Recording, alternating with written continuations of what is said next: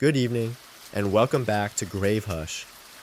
Tonight we're venturing deep into the shadows of the Appalachian wilderness with 6 true, disturbing horror stories that will leave you questioning what lurks in the ancient hollows of these mountains.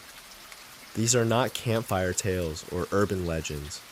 They're real encounters from forest archaeologists, park historians, geological surveyors, wildlife officers, education researchers, and mill restoration specialists, documented by witnesses who swear by their authenticity and verified through records that reveal the dark secrets these mountains have been keeping for generations.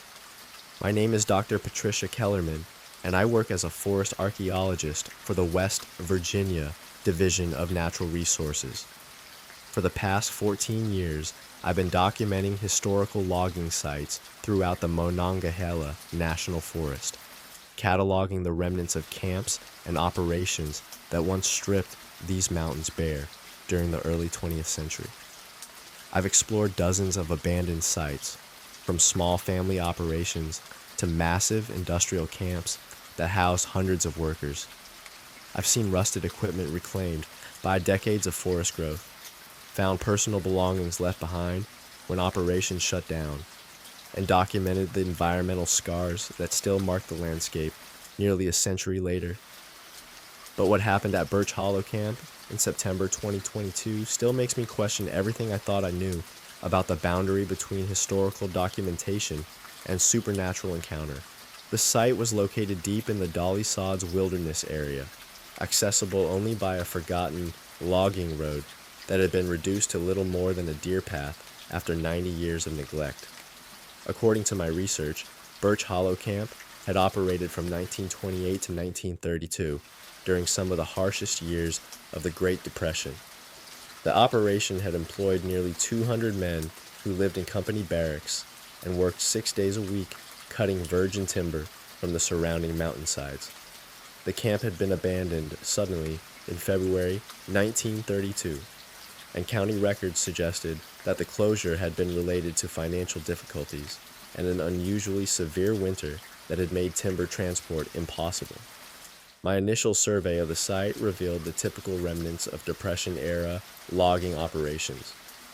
Stone foundations marked where the main buildings had stood, rusted pieces of equipment were scattered throughout the clearing, and I could trace the routes where railroad spurs had carried timber down to the main line in the valley below.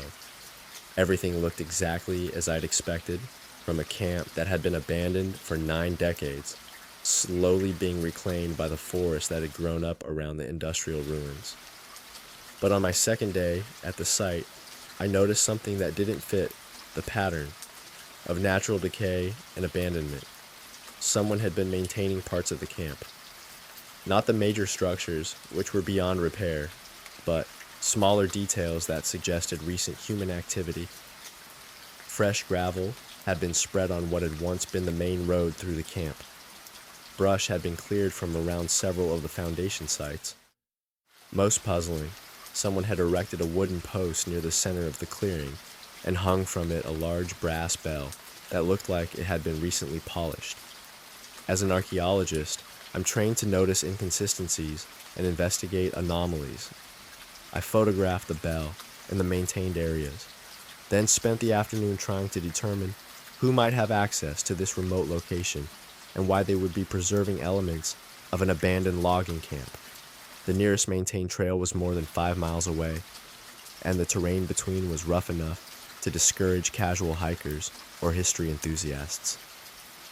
That evening, as I was preparing dinner at my campsite about a quarter mile from the main clearing, I heard it for the first time, the clear, resonant sound of a brass bell being rung with the measured rhythm of someone calling workers to a meal. The sound echoed across the hollow exactly at 6 o'clock, lasting for nearly 5 minutes before fading into the evening quiet. My first assumption was that another researcher or historian was working in the area, someone who'd installed the bell as part of their own documentation project. I called out toward the clearing, identifying myself and asking if anyone needed assistance, but there was no response, and when I hiked back to investigate, I found the clearing completely empty. The bell hung motionless in the still evening air, showing no signs of recent movement. The next morning brought discoveries that made me reconsider everything I thought I understood about the site. Fresh footprints surrounded the bell post, not just one or two sets, but dozens of different boot prints pressed into the soft earth as if a large group of people had gathered there the night before. The prints were all of heavy work boots, the kind that loggers would have worn during the 1930s, but they looked fresh, as if they'd been made within hours rather than decades. More disturbing were the other signs of recent activity I found throughout the camp. Someone had arranged pieces of rusted equipment into neat piles, as if organizing a work site. Fresh wood shavings were scattered around several of the foundation sites, despite the fact that no living trees in the area showed signs of recent cutting.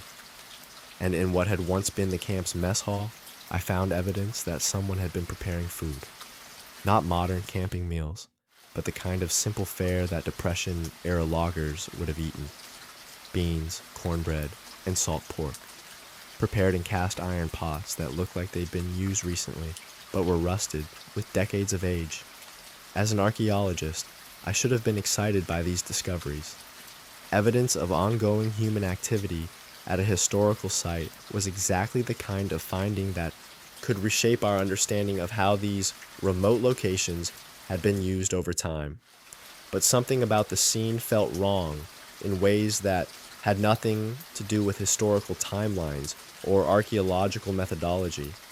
The arrangement of objects, the types of food being prepared, the coordinated nature of the activity. It all suggested not contemporary people engaging with historical remnants, but historical remnants that had somehow remained active. That afternoon, I discovered the records that explained everything and made the situation infinitely more disturbing. Hidden in the ruins of what had been the camp office, I found a metal strongbox that had survived 9 decades of weather and neglect. Inside were the final documents from Birch Hollow Camp's operation, including the payroll records, supply inventories, and correspondence that revealed the true reason for the camp's sudden abandonment. The winter of 1931 or 32 had been one of the worst in regional memory, with temperatures dropping well below zero for weeks at a time, and snowfall that made it impossible to transport timber or bring in supplies. By January 1932, the camp had been completely cut off from the outside world, surviving on diminishing food stores and increasingly desperate attempts to maintain operations in impossible conditions. The final entries in the camp supervisor's log told a story of growing hunger, failing equipment, and men who were slowly starving to death in the isolation of the mountain winter. The last entry, dated February 18, 1932, was written in a shaking hand that spoke of desperation and impending tragedy. Food stores exhausted. Men too weak to work. Haven't heard from company headquarters in 6 weeks. God help us. We're going to die up here, and nobody will ever know what happened to us.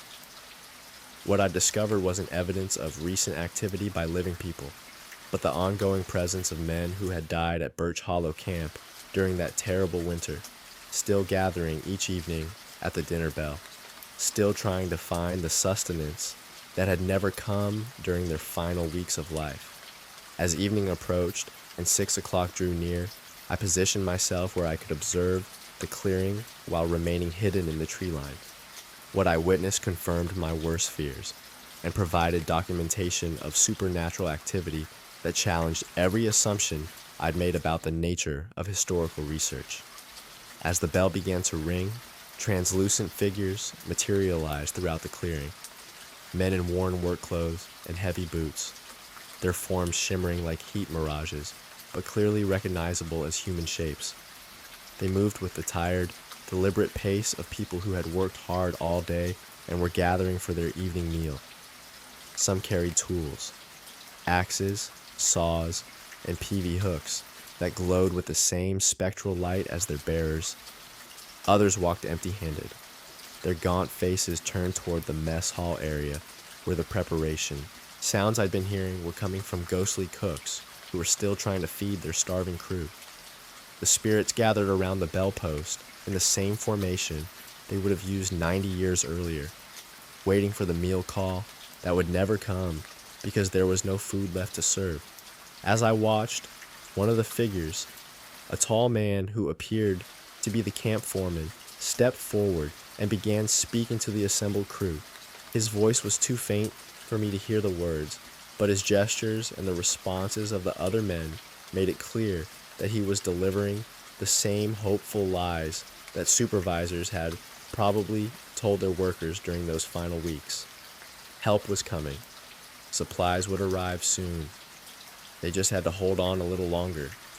But as the ghostly meal call continued, the spirits began to fade, their forms becoming less substantial as the reality of their situation reasserted itself. There was no food, no rescue, no hope of survival. One by one, they drifted away from the bellpost, returning to whatever spectral realm they inhabited during the daylight hours, leaving behind only the echo of their hunger and the perpetual hope that tomorrow's dinner bell might finally bring the sustenance they needed. I documented everything I could with cameras and audio equipment, but the most compelling evidence was what I felt during that supernatural gathering. The overwhelming sense of hunger, not just for food, but for acknowledgement, for someone to know that they had lived and worked and died in this remote place. The spirits of Birch Hollow Camp weren't vengeful or threatening. They were simply lost, still waiting for a rescue that was 90 years overdue. My final report to the Division of Natural Resources included all the historical documentation I discovered, but I framed the supernatural activity as unexplained phenomena that require further investigation. The site has since been designated as a protected historical area, and I've arranged for regular monitoring to ensure that the spirits' evening gatherings can continue undisturbed. But I also made sure that food was left at the site. Not modern provisions, but the kind of simple meals that Depression-era loggers would have recognized and appreciated. Beans, cornbread, and preserves, placed near the old mess hall foundation every few weeks by maintenance personnel who've been instructed to treat it as part of the historical preservation program. Since we began leaving food, the evening bell calls have become less frequent, and the few researchers who visited the site report a sense of peace rather than the desperate hunger I'd initially encountered. The spirits of Birch Hollow Camp seem to have found some measure of comfort in knowing that their story is finally being told and that someone remembers their sacrifice. Today, Birch Hollow remains one of the most thoroughly documented logging sites in the Monongahela National Forest, but it's also something more. It's a memorial to men who died forgotten and alone, and a reminder that the mountains still hold the echoes of every tragedy that is played out in their remote hollows. Sometimes, late in the evening, when I'm working at other sites throughout the region, I hear the faint sound of a dinner bell carried on the mountain wind, and I know that somewhere in the deep woods, hungry spirits are still gathering, still hoping, still waiting for the meal that will finally fill the emptiness that death could not satisfy. My name is Captain Angelo Rodriguez, and I serve as a wildlife conservation officer for the Pennsylvania Game Commission in the Allegheny National Forest region. For the past 21 years, I've been responsible for enforcing hunting regulations, investigating poaching activities, and protecting wildlife populations throughout over 300,000 acres of protected forest land. I've tracked illegal hunters through terrain that would challenge experienced mountaineers, investigated cases of endangered species, trafficking worth hundreds of thousands of dollars, and confronted armed poachers who viewed conservation laws as obstacles to their personal profit rather than protections for future generations. I've seen the damage that unregulated hunting can do to wildlife populations, documented the environmental scars left by hunters who show no respect for the wilderness they exploit, and arrested individuals whose illegal activities threatened to destroy ecosystems that had taken decades to restore. But what happened at Rothschild Lodge in November 2020 still makes me question whether some forms of environmental destruction create spiritual consequences that persists long after the physical evidence has been consumed by fire and time. The Rothschild Lodge had been built in 1923 by a consortium of wealthy industrialists from Pittsburgh and Philadelphia who wanted an exclusive hunting retreat where they could pursue game in the pristine wilderness of the Allegheny Mountains. The lodge itself had been an architectural masterpiece, a massive log structure that could accommodate 50 guests and their servants in luxury that rivaled the finest hotels of the era. The surrounding 5,000-acre private reserve had been stocked with imported game animals and managed by a staff of professional hunters, guides, and gamekeepers who ensured that the wealthy sportsmen always returned home with impressive trophies, regardless of their actual hunting skills. The lodge had burned to the ground in October 1924 during what newspaper accounts described as an accidental fire that had started in the kitchen and spread rapidly through the timber structure. All 43 people in the lodge at the time, guests, servants, and staff, had died in the blaze, trapped by the remote location and the time required for fire departments to reach the site.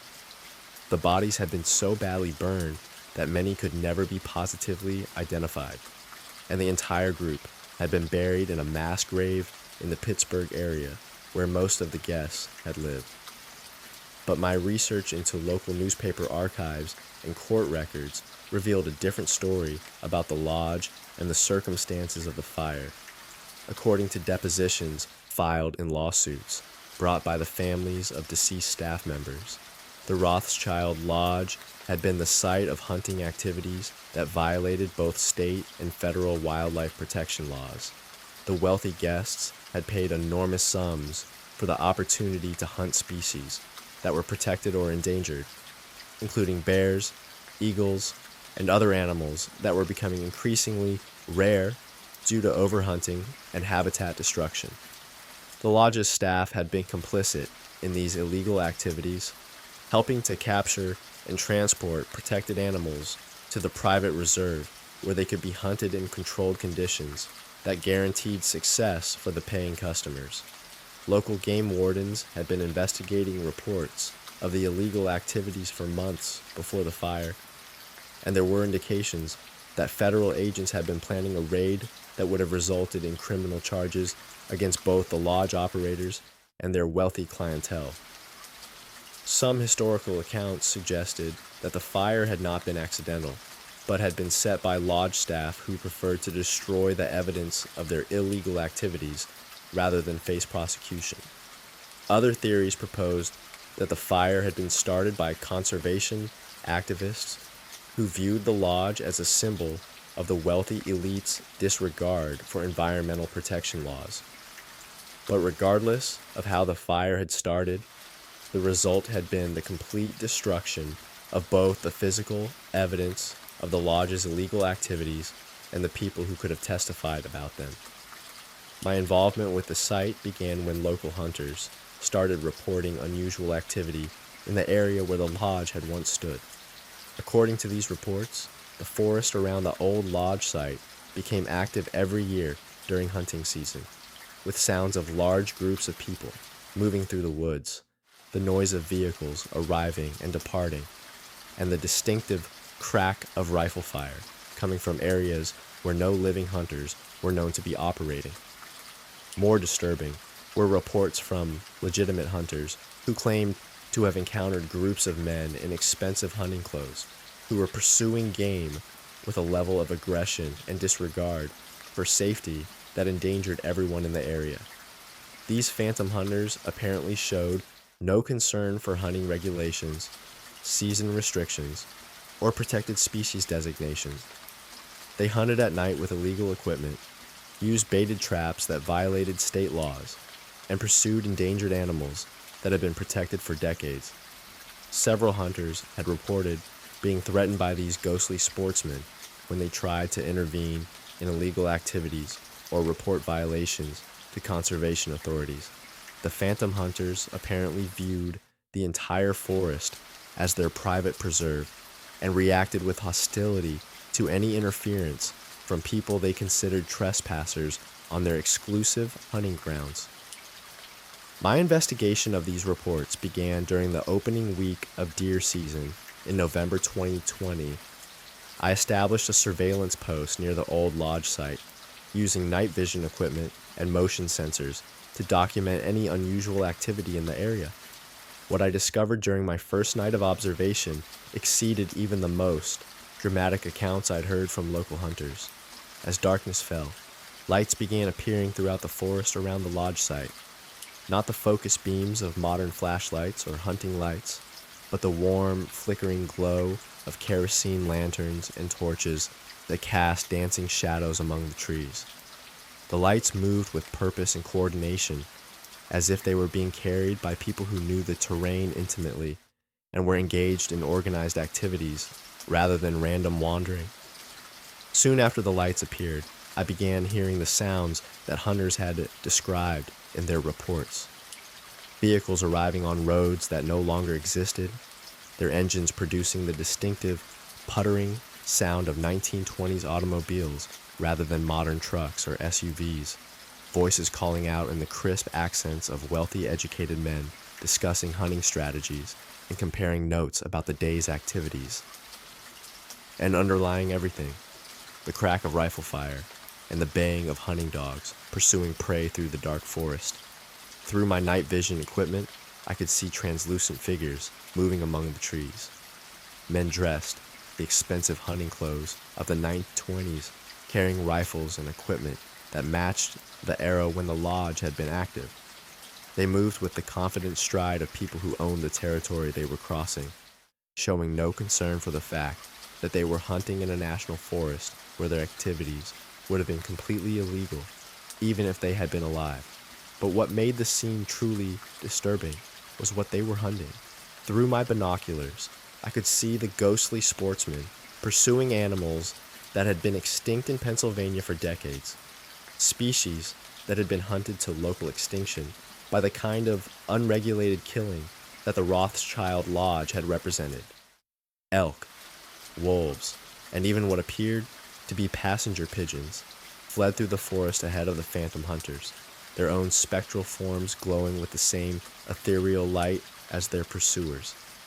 As I watched this supernatural hunting expedition, I began to understand that I was witnessing more than just the ghostly recreation of past activities. The spirits of the Rothschild Lodge guests were trapped in an eternal cycle of the destructive behavior that had characterized their lives, forever pursuing and killing the same animals they had driven to extinction during their years of illegal hunting, but they were also being hunted themselves, not by other spirits, but by the environmental consequences of their actions. The forest around them was not the lush, game-rich wilderness they remembered from the 1920s, but a damaged ecosystem still recovering from decades of overhunting and environmental abuse. The animals they pursued were not the abundant populations they had once exploited, but the ghostly remnants of species that their activities had helped to destroy. They were hunters trapped in a landscape where there was nothing left to hunt except the echoes of their own past victims. During my second night of observation, I witnessed a confrontation that revealed the true nature of the spiritual punishment these wealthy sportsmen were experiencing. A group of the phantom hunters had cornered what appeared to be a large bear near a creek about 200 yards from my position. But as they closed in for the kill, the bear transformed into something else entirely. A massive, dark figure that radiated an aura of natural authority and ancient power. This was not a ghost or a spirit of a dead animal, but something far older and more fundamental. A personification of the wilderness itself. The embodied rage of an ecosystem that had been abused and exploited by generations of people who viewed nature as nothing more than a source of entertainment and trophies. When the phantom hunters raised their rifles to fire, their weapons simply dissolved in their hands, leaving them defenseless against the fury they had unleashed through decades of environmental destruction. What followed was not a battle, but a reckoning. The spirit of the wilderness began hunting the phantom sportsmen with the same ruthless efficiency they had once used against the animals in their care. One by one, the ghostly hunters were pursued through the forest, experiencing the terror and helplessness that their victims had felt during the final moments of life. They ran through the darkness with the desperation of prey animals, calling out for help that would never come, seeking shelter in a landscape that had been turned against them by their own actions. But unlike their victims, the phantom hunters could not escape through death. They were caught, overwhelmed, and destroyed, only to reappear moments later to begin the cycle again. They were trapped in an eternal hunt, where they were both predator and prey, forever pursuing animals they could never catch and forever being pursued by forces they could never escape. As I witnessed this supernatural justice being dispensed, I realized that my role as a conservation officer had taken on dimensions I had never anticipated. I was not just enforcing current laws and protecting living wildlife populations, but also witnessing the spiritual consequences of past environmental crimes and the ongoing punishment of those who had treated nature as their personal property rather than a shared resource deserving of respect and protection. My final report on the Rothschild Lodge site recommended that the area be designated as a wildlife sanctuary with special protections for recovering species and enhanced enforcement of hunting regulations. I also arranged for the installation of memorial markers honoring the wildlife species that had been driven to local extinction by overhunting, turning the site into an educational resource about the importance of conservation laws and sustainable hunting practices. Since these changes were implemented, the supernatural hunting activities have continued, but they no longer threaten living hunters or wildlife in the area. The phantom sportsmen are contained within their own spiritual prison, forever pursuing and being pursued in a cycle that serves as a warning about the long-term consequences of environmental destruction. Local hunters who visit the area report feeling a strong sense of responsibility for their actions and a deeper appreciation for the wildlife they pursue. Many have commented that hunting near the old lodge site makes them more aware of the ethical dimensions of their sport and more committed to following regulations that protect animal populations for future generations. But for me, the most important lesson from the Rothschild Lodge investigation was the understanding that environmental crimes have consequences that extend far beyond the immediate damage to wildlife populations or ecosystems. The wealthy sportsmen who had used their money and influence to circumvent conservation laws during the 1920s were still paying the price for their actions nearly a century later, trapped in a spiritual punishment that matched the scope of their environmental crimes. Today, the Allegheny National Forest is home to recovering populations of many species that had been threatened by overhunting during the early 20th century. Bears, deer, and other animals are thriving under current conservation programs, and hunting is managed as a sustainable activity that contributes to rather than threatens ecosystem health. But in the deep woods where the Rothschild Lodge once stood, the spirits of those who viewed wildlife as private property rather than a public trust continue their eternal hunt, forever seeking prey in a landscape where they themselves have become the hunted. Sometimes, when I'm patrolling remote areas of the national forest, I think about the phantom hunters and the reminder they provide about the importance of viewing conservation work as more than just law enforcement. We are guardians not only of current wildlife populations, but also of the ethical principles that determine how future generations will relate to the natural world. The spirits trapped at the old lodge site serve as a warning that some forms of environmental destruction create consequences that persist long after the immediate perpetrators have died, and that the wilderness itself has a long memory for those who abuse its gifts. In the haunted forests of Pennsylvania, justice takes many forms, and the hunt never truly ends for those who forget that they are part of nature rather than its masters. My name is Dr. Jennifer Walsh, and I work as a certified diving specialist for the Virginia Department of Environmental Quality.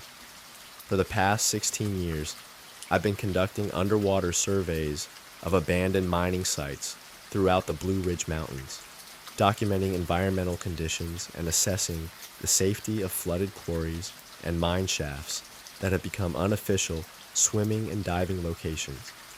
I've explored dozens of submerged industrial sites, from small family quarries to massive operations that once supplied stone for major construction projects throughout the mid-Atlantic region.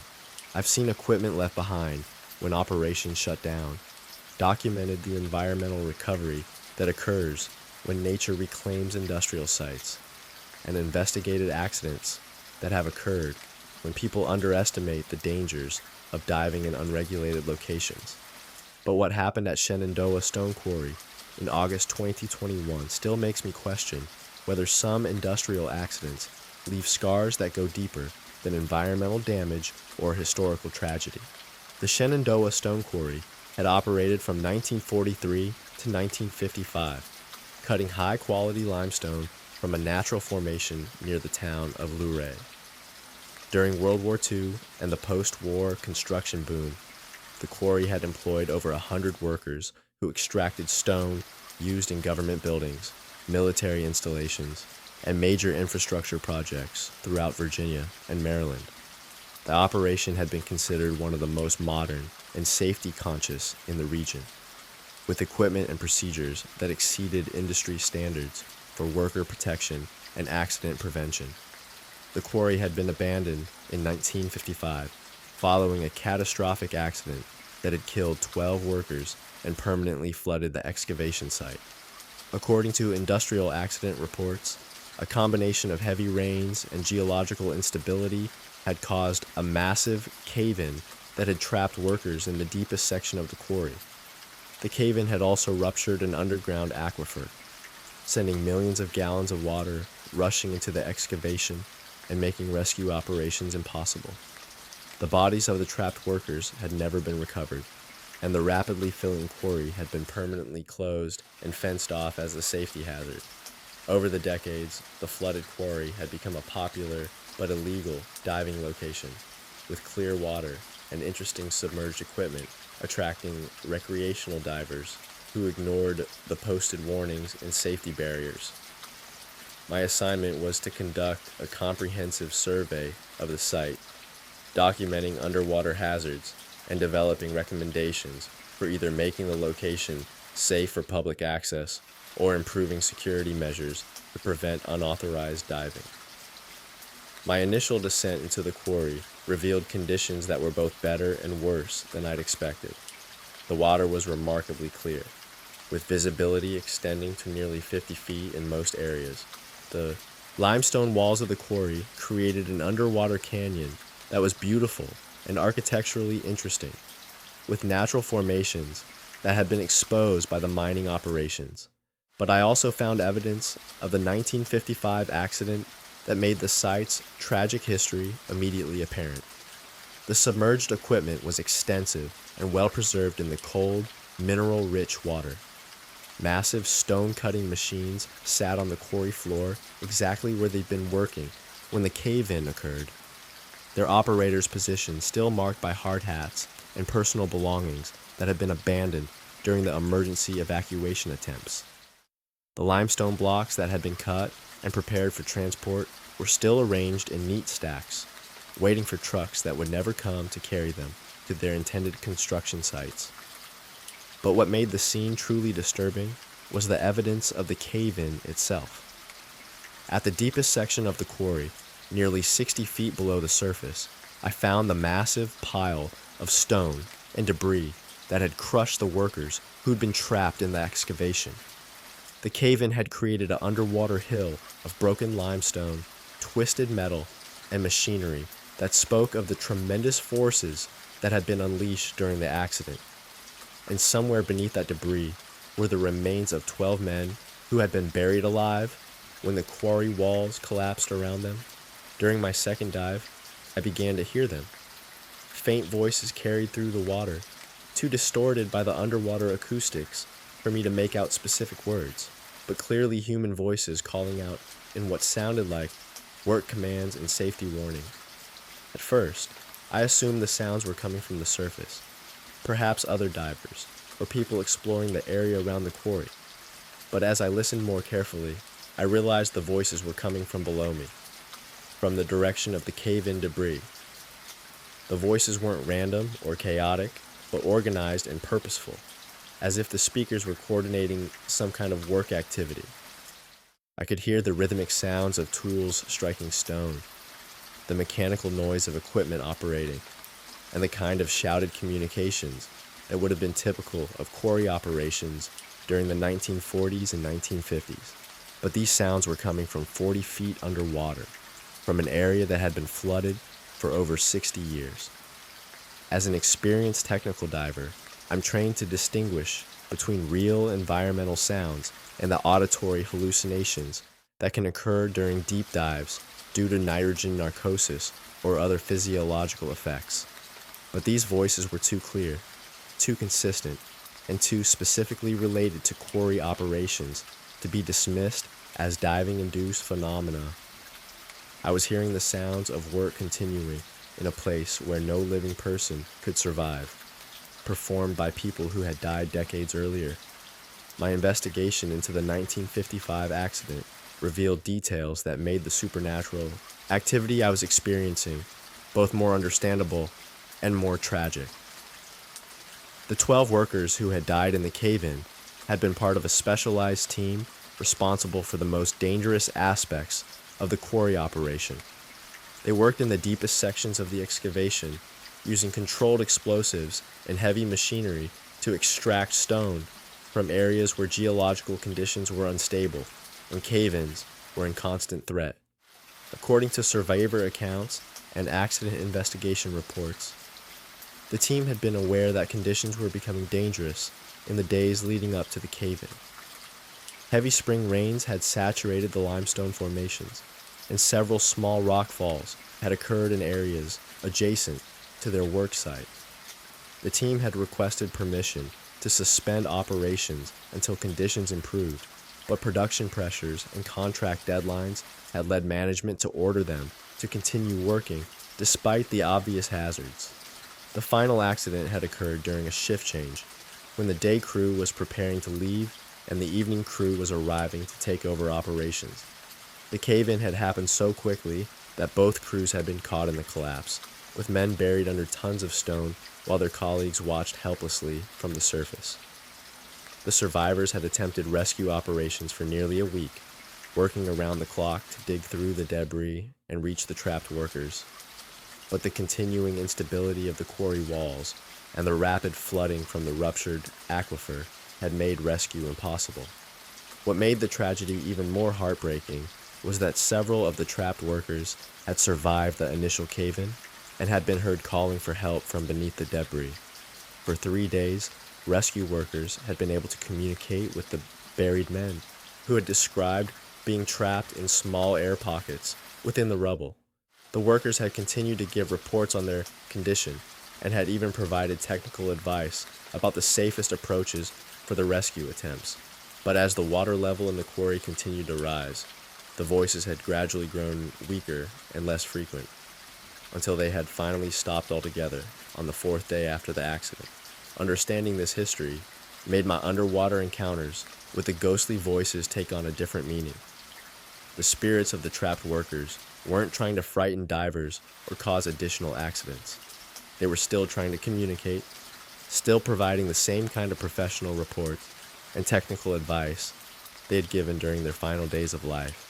They were continuing to work, continuing to call out warnings about dangerous conditions, continuing to coordinate their efforts to escape from the prison of stone and water that had claimed their lives.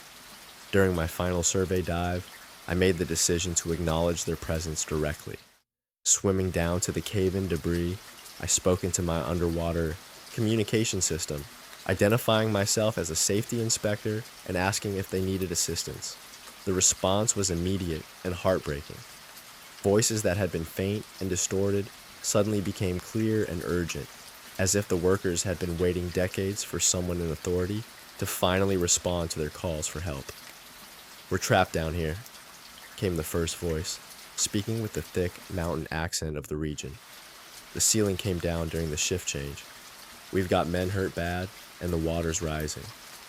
We need equipment and medical help, and we need it fast." Another voice joined in, providing the same kind of technical report that rescue workers would have heard during their original accident. "We've got maybe a dozen men in 3 different air pockets.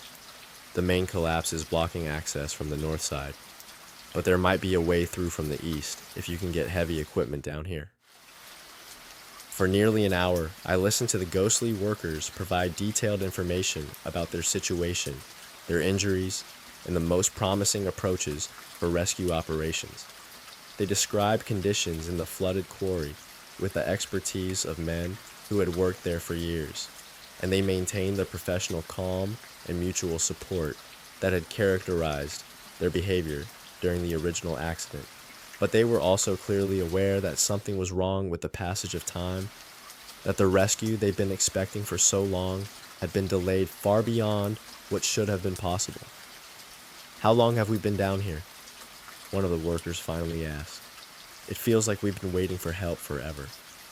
When I explained that the accident had occurred in 1955 and that it was now 2021, there was a long silence. Then, slowly, the voices began to change. The urgent calls for rescue became quieter and more resigned, as if the workers were finally beginning to understand that the help they'd been waiting for had never come, not because of logistical problems or equipment failures, but because they had died decades earlier. "So we're not getting out of here," one of them said, his voice carrying a sadness that transcended the distortion of underwater acoustics. "We're not going home to our families." "No," I replied, "but you're not forgotten. People still remember what happened here, and your families honored your memory. You did everything right during the accident. You helped each other. You stayed calm, and you provided information that saved other workers from being caught in additional cave-ins. You were heroes then, and you're still heroes now." The response came from what sounded like all 12 voices speaking together. "Thank you for telling us. We can rest now." The voices faded after that, and in my subsequent surveys of the quarry, I never heard them again. The underwater sounds of work activity stopped, and the site took on the peaceful quiet that should characterize a place where tragedy had occurred, but healing had finally been allowed to begin. Today, Shenandoah Stone Quarry has been developed as a memorial diving site with proper safety equipment and trained supervision for divers who want to explore the submerged industrial history.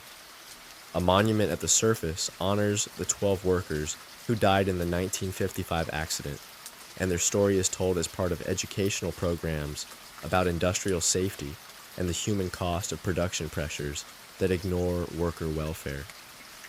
But for me, the most important outcome was the peace that came to the spirits of those workers when someone finally acknowledged their calls for help and recognized the professionalism and courage they had shown during their final days. In the deep, clear waters of the flooded quarry, 12 men had waited over 60 years for someone to hear their reports and understand their situation. When that acknowledgement finally came, they were able to let go of their duties and find the rest that had been denied to them for so long. The mountains of Virginia still hold many industrial sites where accidents occurred and lives were lost, but most of those tragedies remain buried in historical records rather than echoing through time as supernatural encounters. The workers at Shenandoah Stone Quarry were different because their dedication to their job and their colleagues was so complete that death couldn't break their sense of responsibility. They continued to work, continued to report, and continued to care for each other until someone finally came to relieve them of their duties. Sometimes, when I'm diving at other historical sites throughout the region, I think about those 12 voices and the reminder they provided about the importance of acknowledging past tragedies and honoring the people who gave their lives in service to their communities. The stone they cut during their careers helped build structures that still stand today. But their greatest legacy is the example they provided of professionalism, courage, and mutual support in the face of circumstances beyond their control. In the deep waters of the Blue Ridge Mountains, their voices have finally been heard, their reports have been acknowledged, and their service has been properly honored. My name is Robert McPherson, and I serve as Senior Park Historian for the Daniel Boone National Forest Service in eastern Kentucky. For the past 19 years, I've been researching and documenting the forgotten transportation routes that connected isolated mountain communities during the 19th and early 20th centuries. I've traced abandoned railroad spurs, mapped forgotten wagon roads, and cataloged the network of foot trails that once carried mail, supplies, and news to families living in hollows so remote that the outside world seemed like a distant rumor. I've found rusted mailboxes nailed to trees along paths that haven't seen human traffic in decades, discovered the remains of way stations where mail carriers rested during their dangerous journeys, and documented the incredible dedication of postal workers who risked their lives to maintain communication links with communities that might otherwise have been completely isolated from civilization. But what happened along the old Breakneck Ridge mail route in October 2021 still makes me question whether some duties are too important to be abandoned, even by death itself. The Breakneck Ridge route had operated from 1847 to 1887, connecting the county seat at Barberville with a string of mountain settlements that were accessible only by foot or horseback. The route covered nearly 40 miles of treacherous mountain terrain, crossing 3 major ridges and following creek beds that could become impassable torrents during heavy rains. According to Postal Service records, the route had been served by a succession of mail carriers who made the round trip twice weekly, carrying letters, newspapers, and small packages to families who might not see another outsider for months at a time. The route had been officially discontinued in 1887 when railroad construction finally connected the mountain communities with more reliable transportation. But local stories suggested that mail delivery had continued informally for several more years. Family histories and oral traditions spoke of a dedicated carrier named Ezekiel Morrison who had refused to abandon his route even after the Postal Service had reassigned him to easier territory. According to these accounts, Morrison had continued making his deliveries on his own initiative, carrying personal messages and maintaining contact between families who had come to depend on his regular visits. My research into the route began as part of a broader project documenting Kentucky's postal history, but it quickly became something more personal when I started finding evidence that someone was still maintaining the old trail. The path itself was clearly defined despite nearly 140 years of abandonment, with brush cleared away and fallen trees removed from the walking surface. More intriguingly, I discovered that several of the original mailboxes were still in place along the route, nailed to trees or mounted on posts, and they appear to be receiving regular maintenance. During my first survey of the northern section of the route, I found fresh letters in 3 of the old mailboxes. Not modern mail, but handwritten messages on paper that looked decades old, written in the careful script of people who had learned penmanship when writing was considered an art rather than a convenience. The letters were addressed to families with surnames that I recognized from 19th century census records, people who had lived along the route during its active years, but whose descendants had long since moved away from the remote mountain settlements. The content of the letters was what made the discovery truly unsettling. They were final messages from family members who had been separated by distance, death, or the mountain feuds that had divided communities during the post-Civil War period. Love letters from sweethearts who had been kept apart by family disputes. last words from dying parents to children who had moved away seeking better opportunities. Apologies and reconciliations that had been written but never delivered before the writers passed away. As a historian, I recognized that I'd stumbled onto a cache of primary source documents that could provide invaluable insights into 19th century mountain life. But as someone who had spent years walking these remote trails, I also understood that the letters represented something more profound: the persistence of human connections across barriers of time, distance, and death.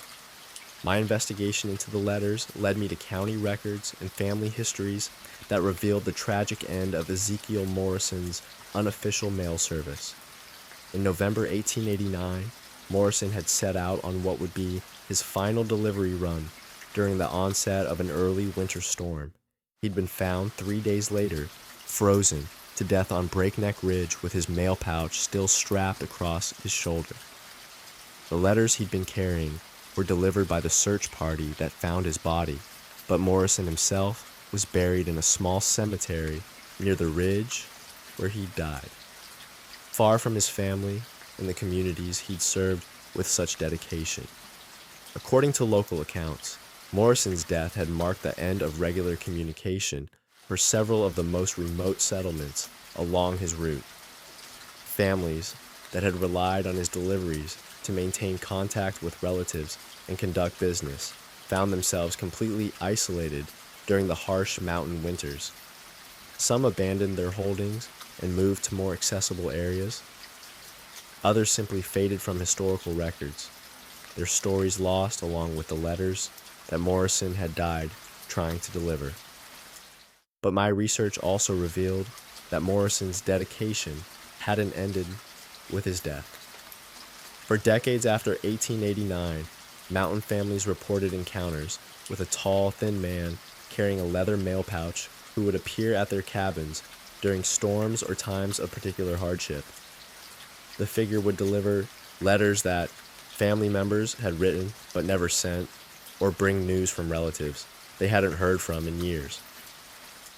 Children who grew up in the remote settlements during the early 20th century remembered the mysterious mail carrier who would arrive when communication with the outside world had been cut off by weather or circumstance, always bringing exactly the messages that families most needed to receive. These accounts had been dismissed by postal historians as folklore or wishful thinking. But the evidence I was finding along the old route suggested that something more complex was happening. The maintained trail, the active mailboxes, and the authentic historical letters indicated that Morrison's spirit was still making his deliveries, still trying to complete the mission that had cost him his life. On my third survey trip along the route, I decided to test this theory by leaving my own letter in one of the historical mailboxes. I wrote a simple message asking Morrison if he was indeed still active along the route to provide some sign of his presence. I included questions about the letters I'd found and asked for guidance about how to properly preserve and interpret the historical materials I'd discovered. 2 days later, I returned to find that my letter was gone, replaced by a response written in the same careful 19th century script I'd seen in the other messages. The reply was brief but clear. Mr. McPherson, I appreciate your interest in preserving the history of this route and the families it served. The letters you found represent unfinished business, messages that were written with love and need, but never reached their intended recipients due to circumstances beyond anyone's control. I continue my deliveries because these connections between people are too important to be lost to time or death. If you truly wish to help, find the families these letters were meant for and ensure that the words finally reach those who need to hear them. The response was signed E. Morrison, U.S. Mail Carrier, in a signature that matched examples of Morrison's handwriting I'd found in Postal Service employment records. What followed was the most unusual historical research project of my career. Using genealogical databases and family records, I began tracing the descendants of the people mentioned in Morrison's ghostly mail delivery. Many of the original recipients had died decades earlier, but in several cases, I was able to locate great-grandchildren and great-great-grandchildren who had never heard the family stories contained in the letters. The impact of delivering these century-old messages was profound and often emotional. A woman in Lexington learned for the first time that her great-great-grandmother had forgiven her son before dying, ending a family rift that had persisted for generations. A man in Tennessee discovered that his great-grandfather had written love letters to his great-grandmother that explained family traditions and revealed the location of items that had been lost for decades. Several families were able to piece together missing chapters of their history and understand relationships and decisions that had shaped their heritage in ways they'd never realized. But the most significant delivery was one that I made personally to a cemetery in Barberville. Among Morrison's letters was a message written by his own wife, who had died while he was making his deliveries during the harsh winter of 1889. The letter expressed her love and forgiveness for his dedication to his route, and her understanding that his commitment to serving the mountain families was part of what made him the man she had married. She had written it as she lay dying, hoping that someone would find a way to deliver it to her husband's grave. I read the letter aloud at Morrison's headstone, and as I finished, I felt a presence beside me that was peaceful and grateful. The next time I surveyed the mail route, I found that the trail maintenance had stopped, and the old mailboxes were empty. Morrison's spirit had finally completed his deliveries and found the rest that had eluded him for over 130 years. Today, the Breakneck Ridge mail route is preserved as a historical trail, with interpretive markers that tell the story of Ezekiel Morrison and the families he served. The letters I helped deliver have been donated to the Kentucky Historical Society, where they provide insights into 19th century mountain life and the importance of communication in isolated communities. But the trail itself remains quiet now, no longer maintained by ghostly hands or filled with the echoes of a dedicated mail carrier still trying to complete his rounds. Sometimes, when I'm hiking other historical routes throughout the Daniel Boone National Forest, I think about Morrison's dedication and the connections between people that survive even death.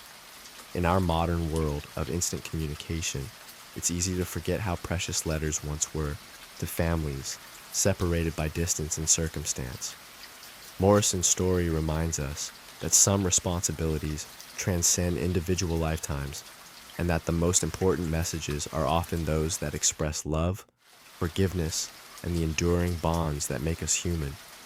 The mountains of eastern Kentucky still hold many secrets, and not all of them are as peaceful as Morrison's tale. But his story offers hope that even the most tragic endings can be transformed into something meaningful when dedicated people work to preserve the connections that matter most.